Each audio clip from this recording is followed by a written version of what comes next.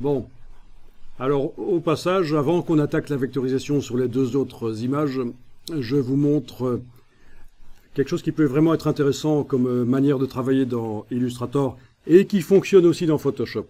Il s'agit d'enregistrer un fichier Illustrator, celui-ci, et de l'importer dans un autre fichier Illustrator.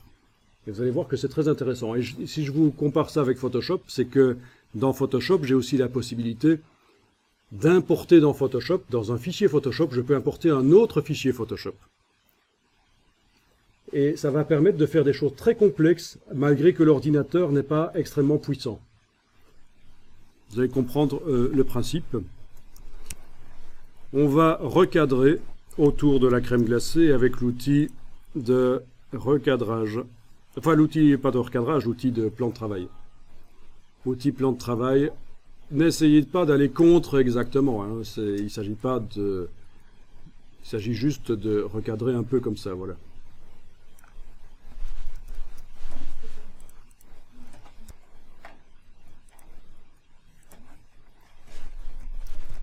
Voilà.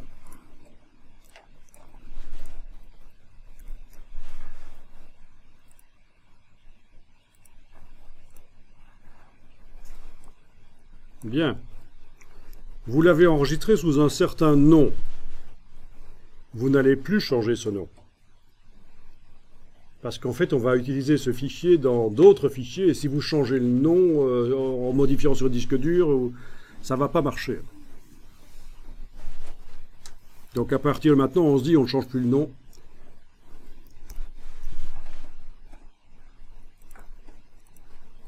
Et vous allez créer un nouveau document. Voilà. Pourquoi pas format A3 vertical de type RVB. Oui, nouveau document. Fichier nouveau document A3 vertical, couleur RVB tant qu'à faire pour avoir des couleurs saturées. Et voilà le nouveau document format A3.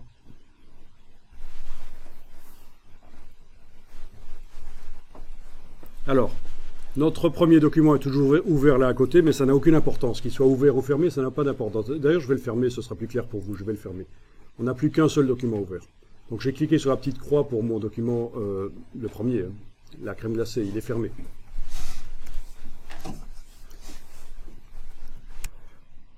Et alors, vous allez, plutôt que de faire un copier-coller de la crème glacée vectorielle sur ce document-ci, vous allez l'importer.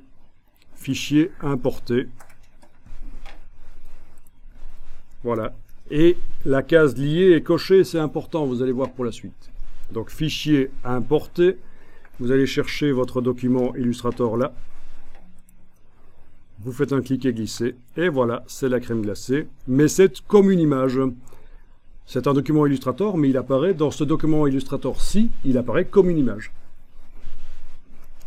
Et il est bien entouré de transparence. Si on demande affichage, afficher le damier de transparence, c'est bien entouré de transparence. Donc c'est intéressant de voir qu'on peut imbriquer des documents les uns dans les autres.